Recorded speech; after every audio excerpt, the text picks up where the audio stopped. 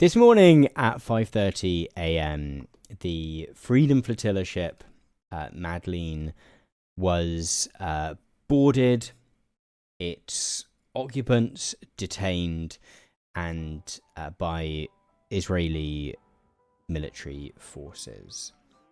The boat was in international waters, heading towards the Gaza Strip, containing 12 activists. Some of you will have followed this story, most notably in the sense of someone that you might have heard of, the Swedish climate activist Greta Thunberg, but also a couple of French MEPs, and a number of different activists from different countries. Over the past maybe 8 days since the boat has been making its journey towards the Gaza Strip, it has sparked a lot of conversation.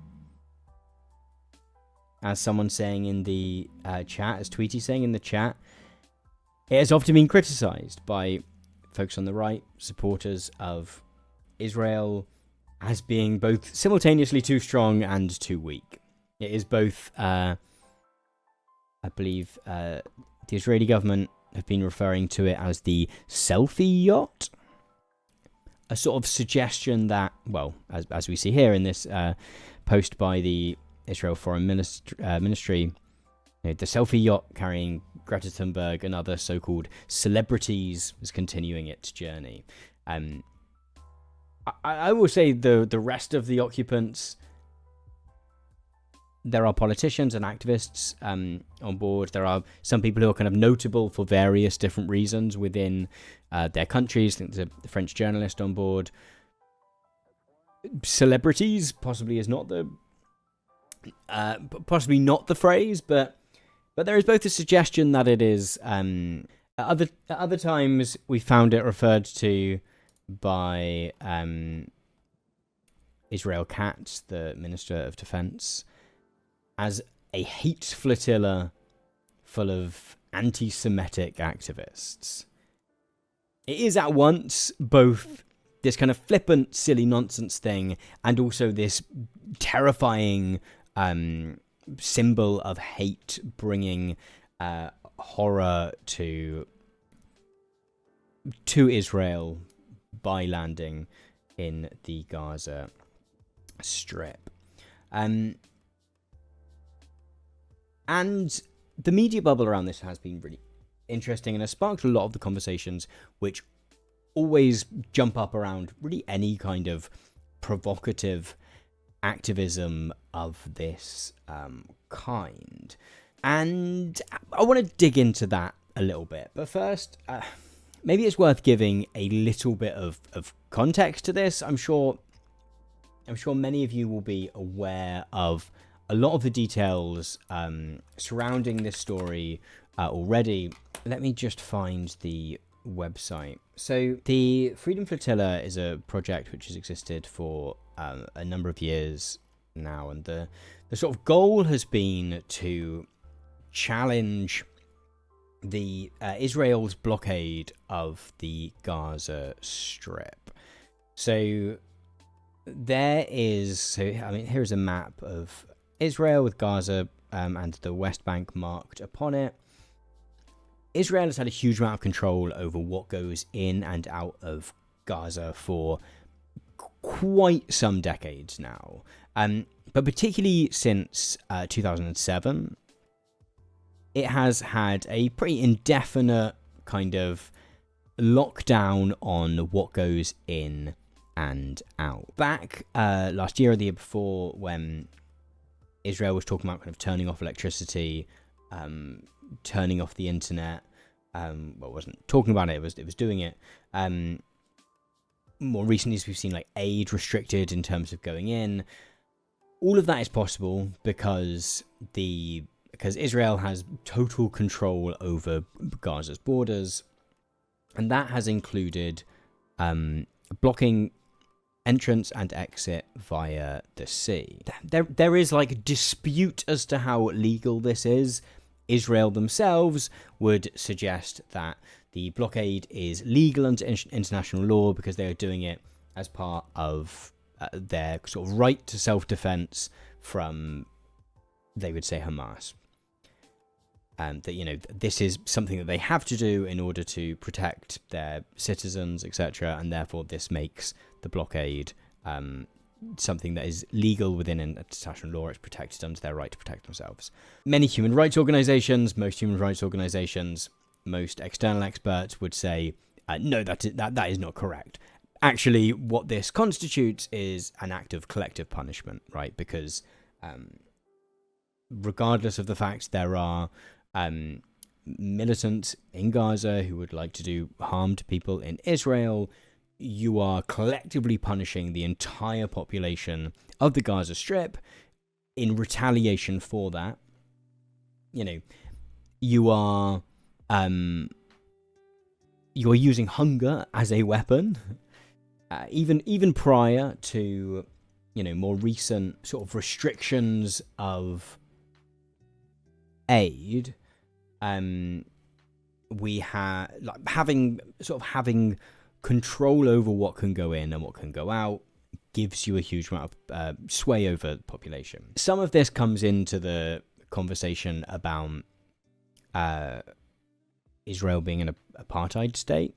So, without going too much into the weeds, one of there's sort of been a shift in how a lot of advocates of Palestine and activists have talked about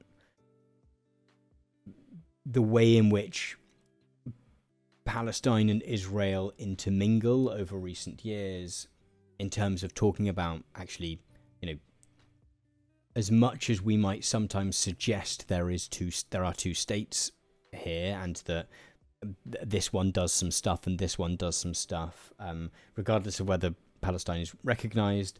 Actually, in practice, there is one state. There is the state of Israel, which treats the Palestinians who are under its control, whether they are in the West Bank or in the Gaza Strip, or whether they live in Israel itself, treats them with a kind of total domination. And because they are second-class citizens, that framework of thinking about things in terms of the country being an apartheid state is maybe more useful than pretending that there are two states. So the goal of the Madeleine and of various other Freedom Flotilla projects which have happened. So there was someone said in the chat a little while ago about there having been Israel attacking another boat. So there was another boat, Freedom Flotilla boat, which I think sort of caught fire. Was the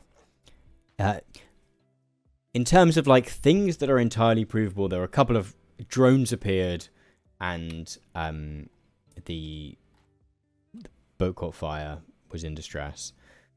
And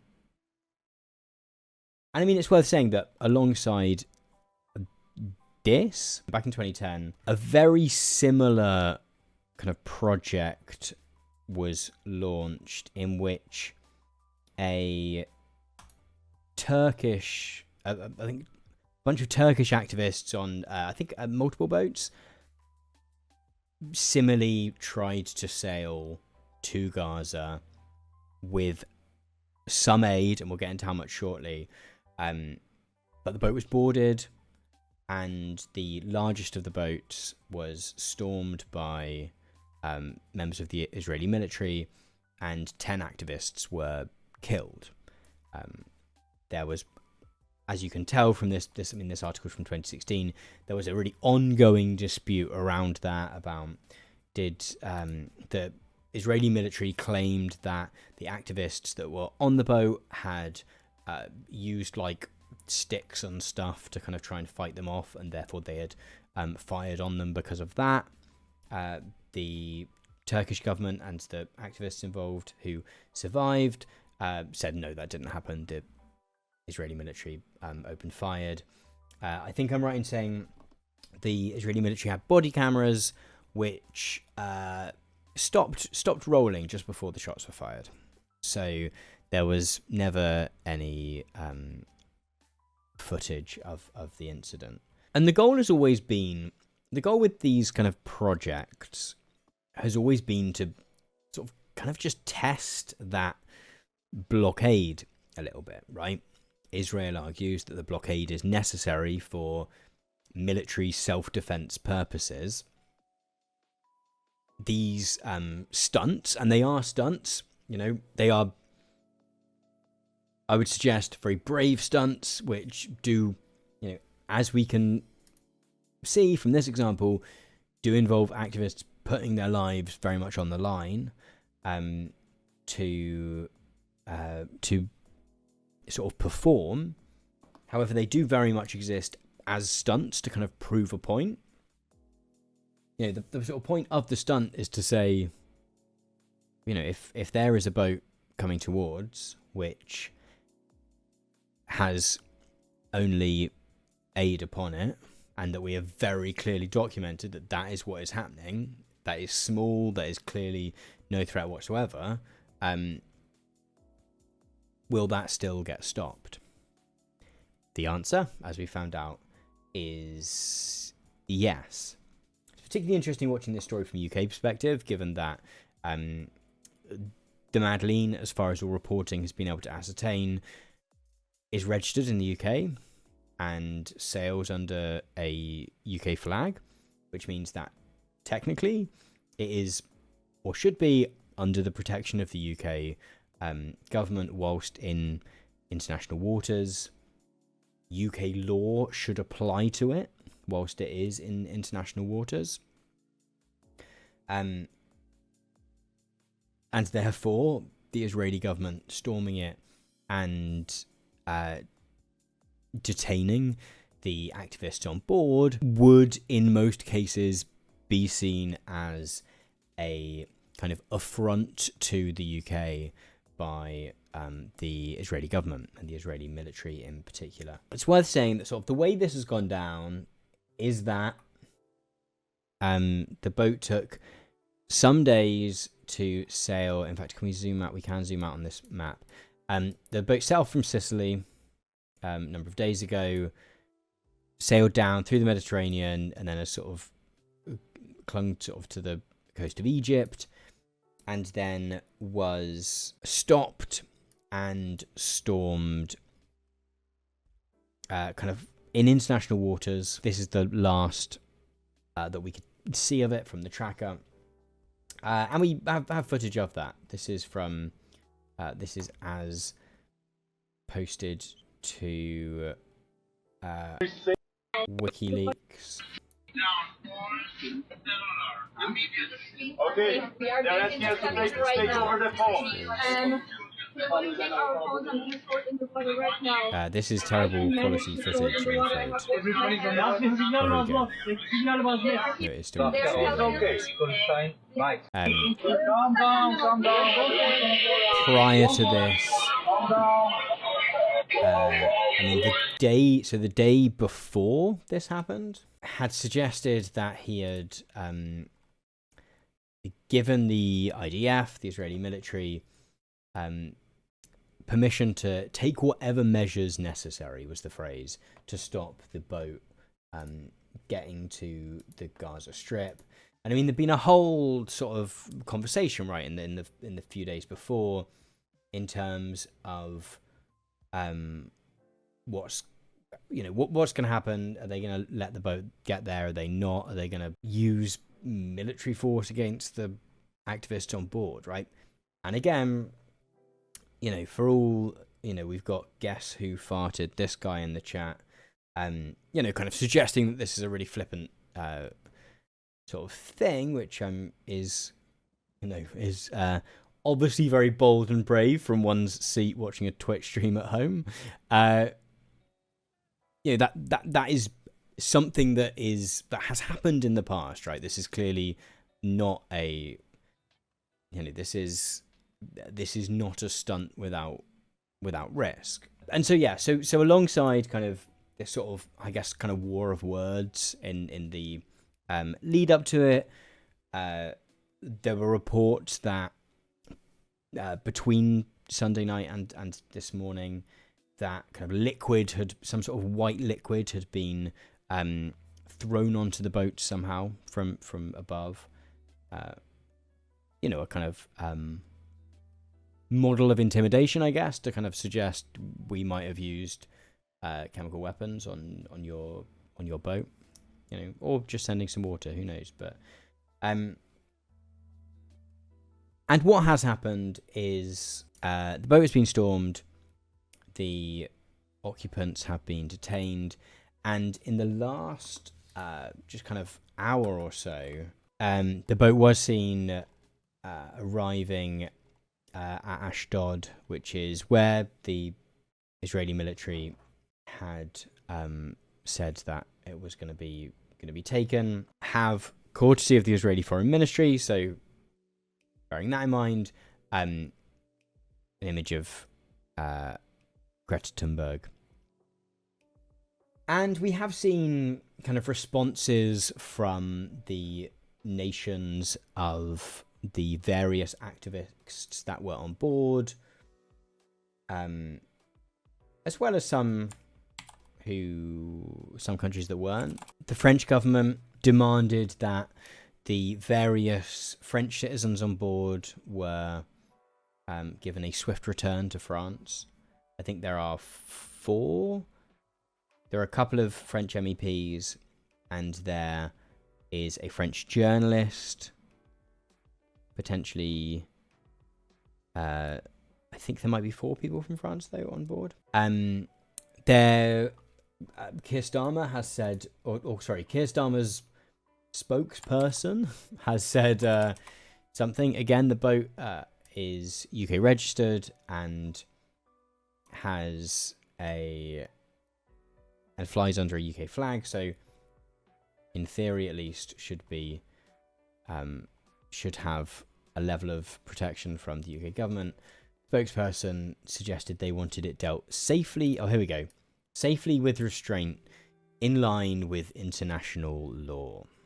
And the response to all of this has been really intriguing to watch. So we've seen, the response of the Israeli government itself, which, as I've mentioned, has kind of swung between the idea that it's the hate flotilla and the idea that it's the selfie yacht with celebrities. Here we go. Here was their update this morning. The real crime of the Israeli government is always that they use emojis in everything in the worst way possible. Good morning to all your followers. In case you missed it, the selfie yacht is safely making its way to the shores of Israel. The passengers are safe and were provided with sandwiches and water and are expected to return to their home countries. Tiny amount of aid that wasn't consumed by the celebrities will be transferred to Gaza through real humanitarian channels.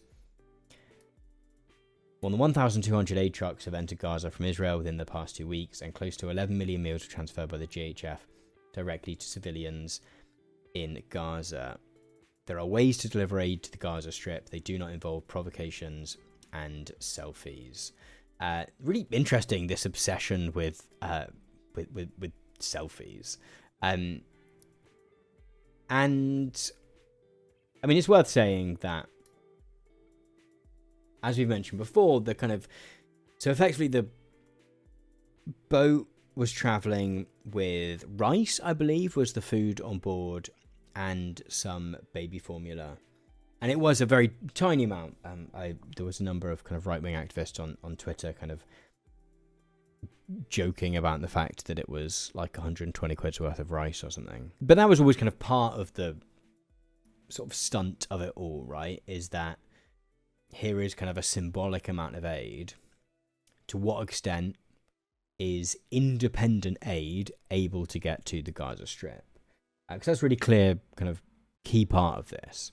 The Israeli government kind of talking about 1,200 aid trucks have entered Gaza from Israel within the past 2 weeks. There is credible evidence, it is entirely reasonable conclusion to come to, that Israel has been using hunger as a weapon, and Israel's control over what aid does and doesn't get in is not conducive to the aid actually being delivered. We've also seen over the weekend at least 4, I think, Palestinians killed whilst getting aid after the Israeli military fired on them. I mean, the very basic call from international governments at the moment has been that the borders are open so that aid can come in, and that aid can come in independently rather than in such a way as is controlled by the Israeli government.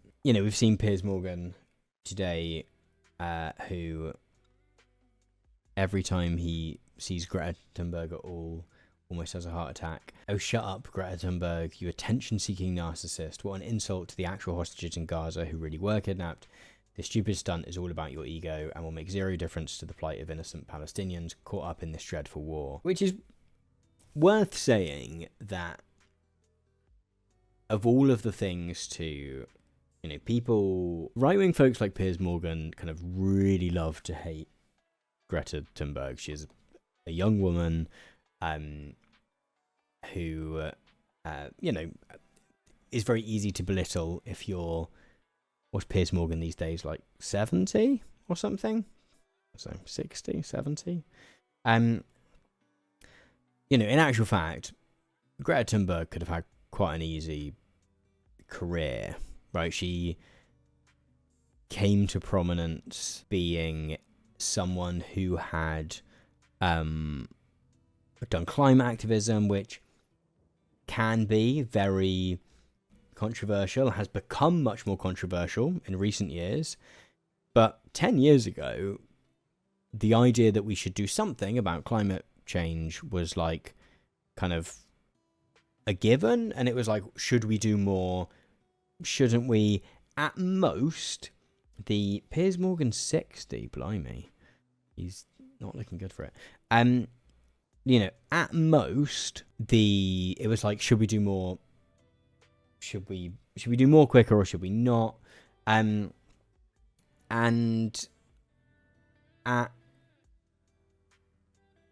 like even big critics of doing more climate action kind of broadly viewed, particularly folks like Greta Thunberg, right? She was going to Davos, going to the UN and sort of doing speeches. She's sort of an idealistic, but, you know, maybe had a good point, but was a bit too idealistic. We're going to have to go slower. That's a little bit different now because the world has shifted to the right somewhat. And therefore, the idea of doing stuff about the climate emergency has become much more contested, etc., etc. But Greta Thunberg could have, you know, spent the rest of her life doing like conference speeches. She could have doing like after dinner speaking. She could have probably written a book every 2 or 3 years. And probably done quite nicely out of it. Instead, what she's decided to do is continue with quite radical climate activism consistent with the level of threat to our lives, and also to embrace other causes which intersect with that, one of which has been Palestinian solidarity activism. And in fact, right, her celebrity on that boat, her being someone who does have a public profile whilst on that boat, is part of the stunt, right? In a way that, yeah, so it's always interesting to see people responding to stuff like this and being like, oh, this is stupid and nonsense and no one, you know, it's not helpful at all. On a when you have just tweeted about that thing on a tweet with 4.1 million views. Without this happening, how much this morning do you think at 9:15 a.m. how much do you think Piers Morgan was talking about the lack of aid going into Gaza? Because I think it would be none. Thank you so much for watching this clip from one of my Monday night live shows. If you would like to watch more of these clips, both ad and sponsor free, and all of my videos from my main channel ad and sponsor free as well, alongside a bunch of exclusive stuff too, then you can do so over on Nebula. Perhaps you've already heard of Nebula. It's a premium streaming service that myself and a bunch of other creators, many of whom I'm sure you will know and love, have been building for a bunch of years now. Our goal has been to build a platform which we have some degree of control and ownership over, and therefore is a bit more accountable to us than third-party platforms like YouTube. Alongside allowing you to watch all of our videos ad and sponsor free and giving us a bunch more creative freedom, we are also building over on there a big catalogue of exclusive shows and films which wouldn't really work on YouTube but can really find a home among the premium setting of Nebula.